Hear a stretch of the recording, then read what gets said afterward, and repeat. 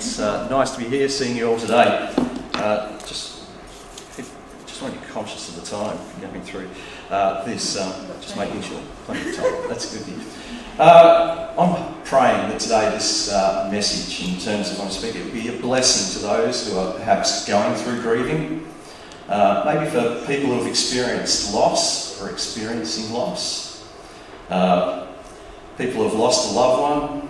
And then probably most of all, a blessing to those who desire to know God in a deeper way. So, I guess one thing that I wanted to start off with is it's not what's happened to us that's really important. It's how we respond to what happens to us that's really important. And that's something that I can speak about from experience, particularly in the areas of grief. So, why am I talking on this particular topic? What's my background? Where am I from? And I suppose that's a question that some of you might be asking. Well, I've had the experience of navigating grief over an extended period of time, and not only going through it myself, but also having to bring my kids through it as well. And so that took quite a lot of time during those early days. For those of you who don't know, I lost my late wife Dorothy to breast cancer back in 2014, and it was a long process in terms of how it went, because it wasn't something that she just passed away suddenly. It actually developed back in 2005. Right, those first initial signs of breast cancer, and then she went through treatment. I've said over the next couple of years, went through surgery, chemotherapy, a myriad of doctor's appointments, going through all this kind of thing, and it was. We kind of, after that period of 2 years, we got the your cancer-free type thing, which was great news. And we had a period of 5 years where we got a bit of relief from that. And during that time, we went on a family holiday. And it was kind of like the family, we travelled all over the world, but I think the photo that you're seeing is from the Cinque Terre, and it was just one of the places that in Italy where we visited and went. We had a fantastic time, 5 years. Was the gap in the middle, and that was right in the middle of it, and as a family, a very, very special time. After that, it was the cancer returned in January 2012. And Dorothy was just experiencing headaches, and they became more serious, and she needed to find out what was happening, what was going on. And so went back to the doctors, and that's where they found that it had returned.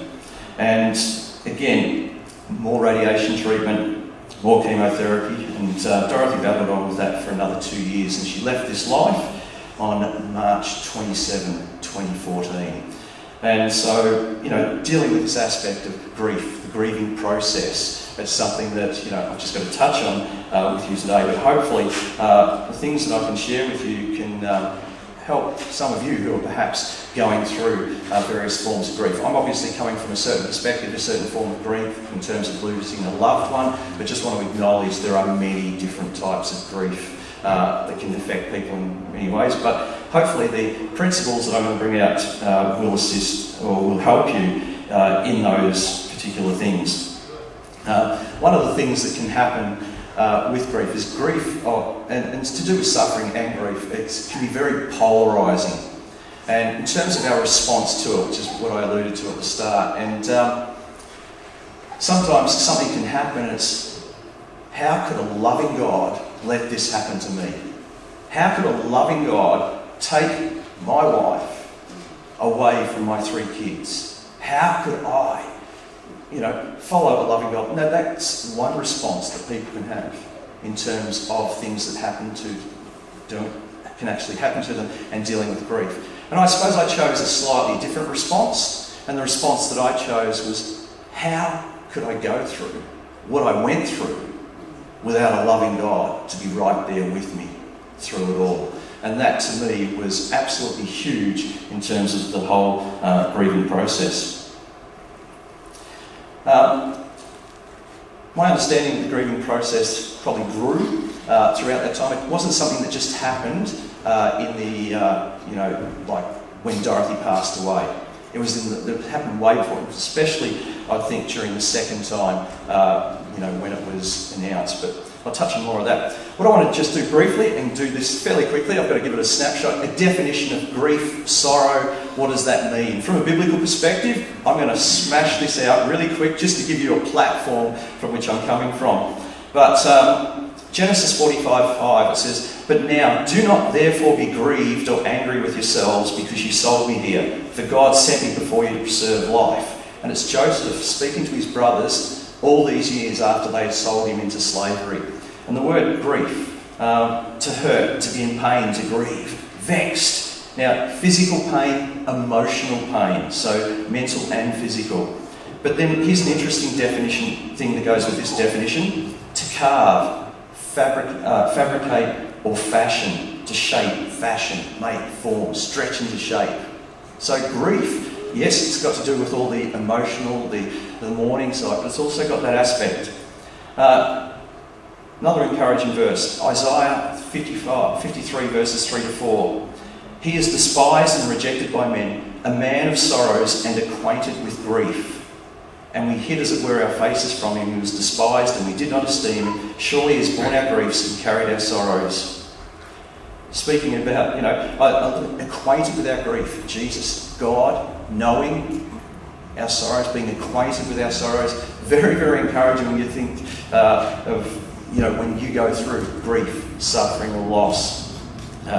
Again, sorrows, anguish, affliction, pain, physical, mental. Grief, anxiety, calamity, an event causing great distress. Losing your wife causes great distress. It's something that's tough, it's something that's hard to go through. But a man of sorrows, acquainted with our grief. A couple more. Psalm 147:3. "He heals the brokenhearted, binds up their wounds." The Lord is near to the brokenhearted and saves the crushed in spirit. Broken. What does it mean? Crushed, shattered. You think of these kind of emotions, maybe you yourself have been through these particular types of things where you're going, I'm broken, I'm shattered, I'm crushed with what's happened. The hearted component, for the feelings, the will, even the intellect, emotions and passions. Pretty heavy stuff when you kind of look at those words. Then, just from the New Testament, John 16:22, "So also you have sorrow now, but I will see you again and your hearts will rejoice and no one will take your joy from you." Going dyslexic.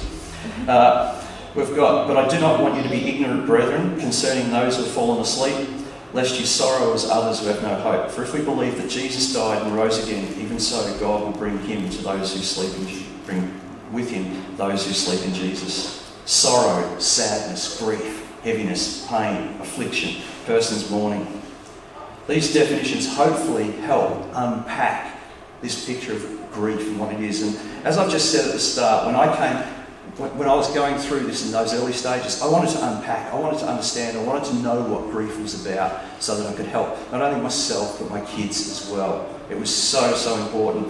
And for me, the things about this word study, we tend to focus on the sorrow, the hardness, the hardship, the physical pain, the emotional pain, all of those kind of things. But something else that I thought, which really was tied in with this grief is something that's God's able to use to help shape, fashion and form us. Going through the experiences, going through the grieving stages and processes that we do, it shapes, fashions and helps us grow and to be able to move on in life. And so there's more to grief than just the sorrow, the mourning, the emotional side to it.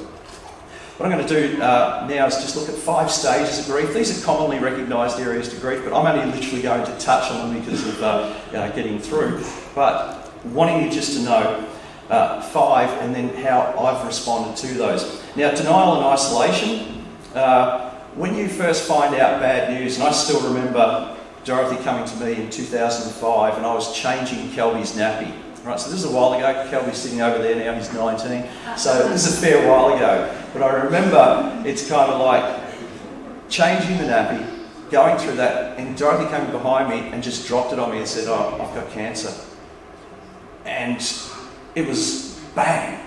It hit me. It's, what does that mean? What does that look like? How long, before things take effect? It was that kind of thing that really hit. And there can be this real I can't accept this. This can't be happening to me. I don't know how to handle this or deal with this. And so it was really very full on.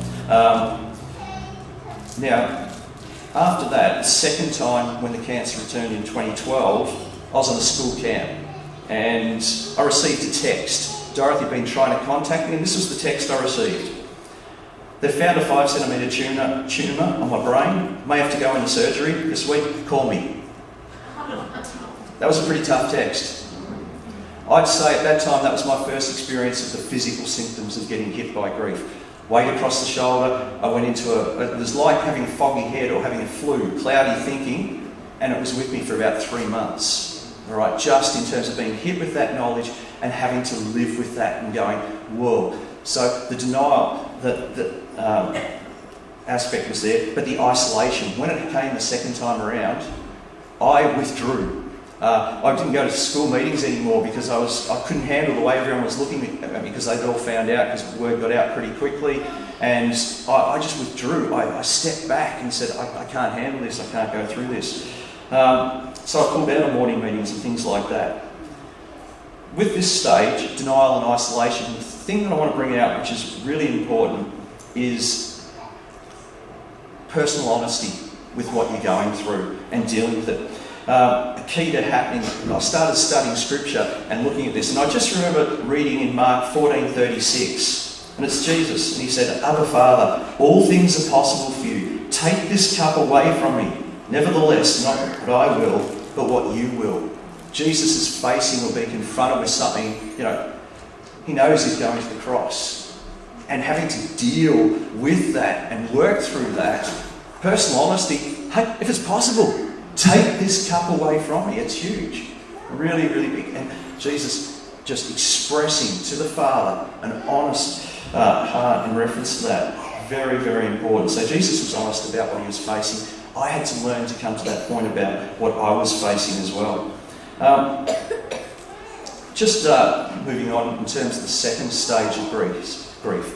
Anger and frustration. Now, they're also widely recognised as a stage that people can go through in terms of grief. And I know I did. I've mentioned this before, but for me it came out on the soccer pitch. All right? I would get aggressive, play extremely angry, and this was, Dorothy's just going through all of these things, and I got given a red card because I, retaliated to something someone did to me, or someone did to me, and I retaliated, and I got a red card for that retaliation. And then I had to go home and tell Dorothy, I had to tell the kids, and it was that anger had come out, and I still, and I brought this out last time, I remember to this day, Kelby looking up with me, big wide eyes, saying, Daddy, you brought shame on the family. And, whoa, he smacked me straight between the eyes here. It's kind of, he's hit me hard. But he was right, I, in my anger, in my frustration, I did things which I regretted doing, which, wasn't great. But it was interesting. In the week after that, God really spoke to me. The best way I can say he spoke to me was in a still, small voice. I was just walking, and it was, Alistair, you've been taking your anger and frustration out over everything that's been going on with Dorothy, out and others on the soccer pitch. I don't want you to do this anymore. I want you to take your anger out on me. And this was quite an amazing word for me, because I've always been raised to be respectful and acknowledge and God's sovereign, and he's in charge of everything. And I was going, Then I started to look at the psalmists, started to look at David, and he pours out his heart quite a lot. But this one from Job, it's a cracker. Job 13, verses 14 and 15. Yes, I'll take my life in my hands and say what I really think. God might kill me, but I have no other hope. I'm going to argue my case with him. It's kind of like going through this anger and frustration, and I am going to let God have it. That's what he was telling me to do, And so I started to express to God what I was going through. So denial and isolation, personal honesty with myself, where I was at, how I was going. But now anger and frustration, expression to God, venting, letting God know about what I was going through. It was really, really important, and I'd like to say I did improve on the soccer pitch in days ahead, and no more rebukes from Kelby, so I was quite pleased about that kind of thing. From there, so anger is a very real part of the grieving process, but questions started to arise at this time. You know, questions like, why is this happening to me? Why me? Why did this have to happen? And so you have those particular questions, but in going through and asking those questions, you know, how could God allow this to happen to us? What have we done to deserve this? Ever said any of these types of questions? Why me? Those questions that started to arise, and you know, genuine whys. But in terms of this next stage, or in terms of dealing with grief, bargaining and what ifs, you know, it's kind of these questions arise. The bargaining side of things. What's bargaining? Remember distinctly, Lord, if you heal Dorothy, I promise I will serve you for the rest of my life. Ever done constraints? Bad situation. Lord, get me out of this situation. Boy, I'm on for you. You know, that's the bargaining side of things. It's like putting conditions on God. That if he does something, then we'll do something in return. And that was something that I probably did more initially at this time, but then as time went on, my resolve and commitment in relation to God and serving him changed. I still remember saying at her celebration service, God owes me nothing, but I owe him everything. God is still good, even though Dorothy has left this life. My family is in God's hands. No lines have been drawn. No deals made. I've given my life to God regardless of the outcome. We are so grateful and thankful for our time with Dorothy, and ultimately our future with her will be longer than the past we have spent with her all eternity. So that was something that I read back at that particular time, but so true. You know, the bargaining and what ifs, putting conditions on God. That's the bargaining side. Well, what's the what ifs? The what ifs component of grief, this is pretty tough. It's, what if we had got a second opinion? What if we had done things differently? What if I had treated Dorothy more selflessly in those final months of her life? What if we'd stuck more stringently to a healthy diet? You know, what if we had done this what if component of dealing with grief? And Dorothy and I both had to come to an area of an agreement in reference to this. And in terms of what we're going through, in terms of the things that happen to us, we came to a place that, you know, especially Dorothy, you know, would she change what she's gone through? If you could take it all away, you know, would she change it? And she wouldn't. She said, no, I wouldn't, because there were three things that stood out to her. She recognised through everything we were going through, God had brought us closer together as a couple. God had brought us closer together as a family. And God had brought us closer to himself. Through going through all those things, remember, grief, shape, fashion, form. God does those things through going through these things, and that was something that happened. And in terms of the bargaining and what ifs, here it is. Isaiah 55 verse 9. For as high as the heavens, as the heavens are higher than the earth, so are my ways higher than your ways, and my thoughts than your thoughts. From our limited understanding mindset, we don't have the picture, we don't know what's going on, but God's ways, God's thoughts, they're higher than ours, and putting our trust in him is critical in terms of the bargaining and what ifs component. The next stage of grief, sadness, sorrow and anguish.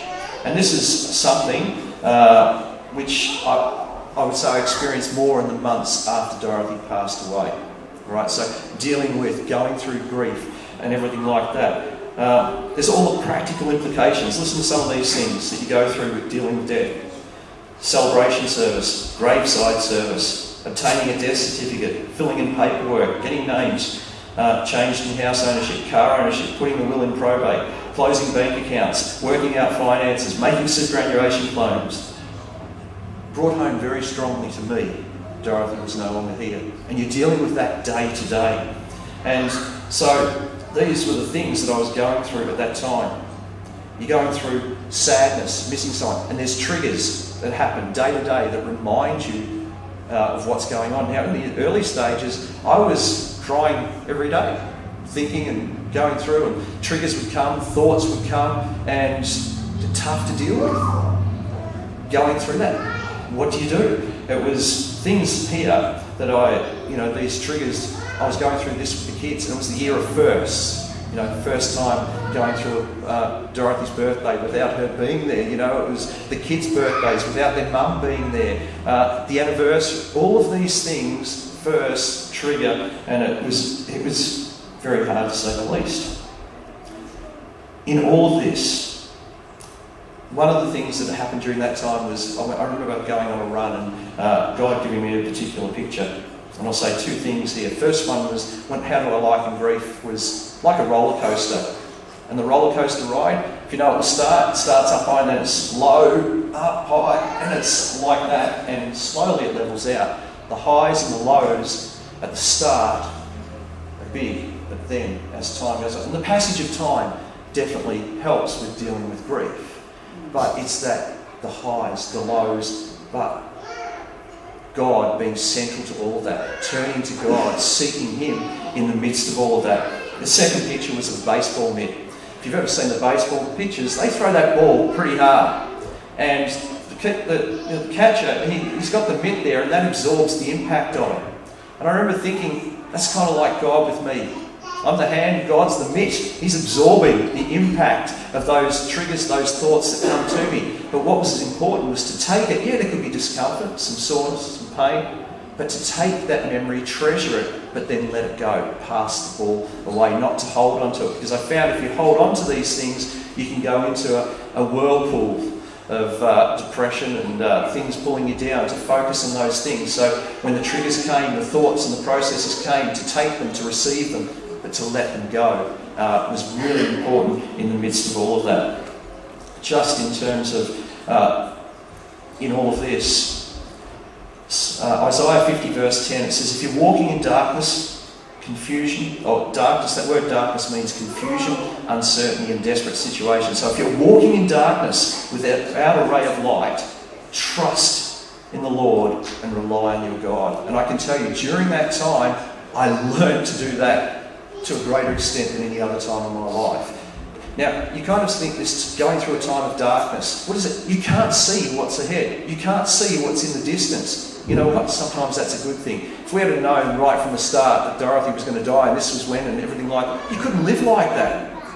You couldn't focus, but to be able to trust in God day to day. That second verse that's linked with this, Psalm 119, 105, your word is a lamp to my feet and a light to my path. When I'm going through the darkness, through the hard times, through the tough times, through the grieving process, God's word is like a lamp to my feet, right there, and a light to my path. Right? So I might only see 2 or 3 metres in front, no further than that. But God's right there with me, and learning to trust in Him in the midst of these times is massive. And that's, for me, was so important in terms of going through that particular time.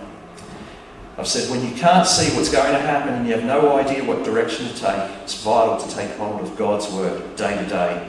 His word was a lamp to my feet and a light to my path. Final stage, almost there. I am flying through this, just so you know.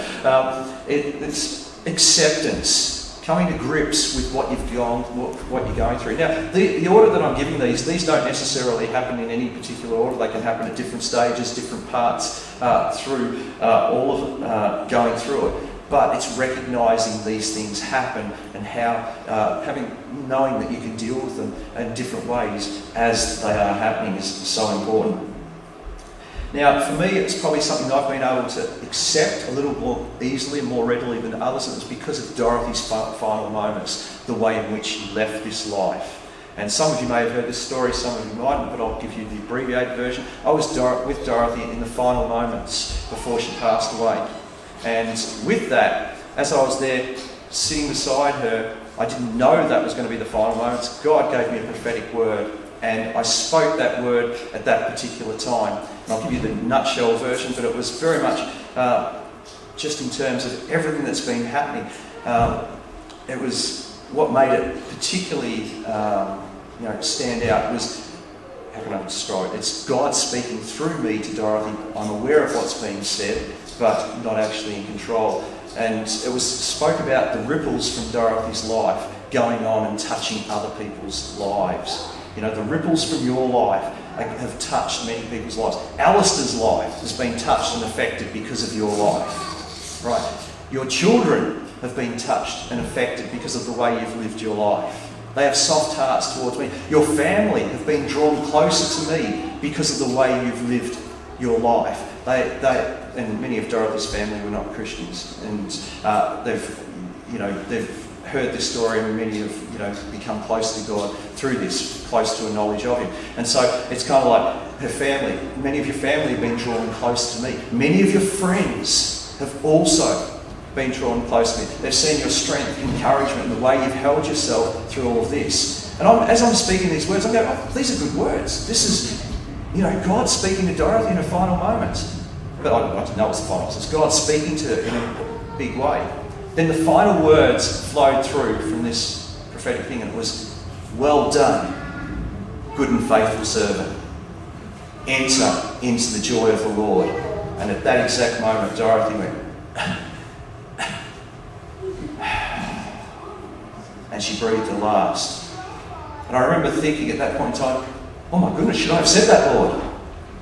I knew she'd passed away. I didn't know it was going to happen at that point in time. But at that point in time, I had this awareness that Dorothy had left this life and entered into the very kingdom of God. No doubt in my mind. And then, after that, it dawned on me. Dorothy's left this life. She has passed away, and I've probably let out one of the biggest, most guttural cries I've ever let out in my life. But acceptance, in this case, I knew that she had left this life and entered into the very presence of God in one of the most amazing ways to be involved in that process. And I live my life day to day now. What do I want? What do I want in this? I want what she got. I want in the final moments of my life for God to be able to say, well done, good and faithful servant. That's mind-blowing. That is amazing. It's huge. And so, for me, acceptance. And I'm at peace with what's happened. Now, I don't wish what I've been through on anyone else, but if you could take what I've learned through that, definitely, to learn and go through and understand and know that God has shaped and done that.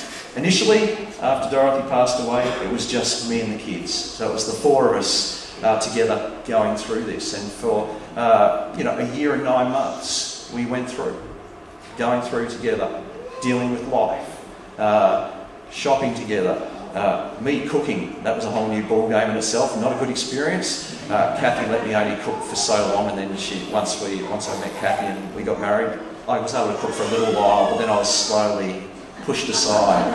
I don't know what she was trying to say, but maybe chops, veg, steak, veg, roast, veg, got a little bit monotonous for it. But that leads me to the next one. It says, but even though I've gone through that process, God has blessed me since then. It's blessed me with a wonderful wife in Kathy. 6 kids. Was it 2 24-year-olds, 2 20-year-olds, and a 20 and 19, something like that now. And life has taken a turn. It's different. But through all of this, God has shaped, fashioned, and formed me through that. 5 stages of grief, God involved in each particular stage through the way. And many of you here today have gone through grief in different ways, different forms. Hopefully you can recognise that, I've been through some of these stages myself in the past when I've had to deal, whether it be a loss of a parent, loss of a loved one, loss of a spouse, loss of a child, loss of a job, loss of, things that happen to us in life. Through those things, these stages can happen, but God can be right there with us. And so I guess to sum it up, it's moving from denial and isolation to personal honesty about what's happened. It's moving from anger and frustration to honesty with God. From bargaining and what-ifs to asking God for help with what we're going through right now. From anguish, sorrow and sadness to receiving God's guidance, His word providing a lamp to our feet and a light to our path. I hope some of these things have resonated with you today. For me, this verse here at the end, yes, everything else is worthless when compared to the infinite value of knowing Christ Jesus my Lord. For His sake, I have discarded everything else, counting it all as garbage, so that I could gain Christ and become one with him. Nothing compares to the infinite value of knowing Jesus Christ, especially in the midst of all the tough circumstances that we go through.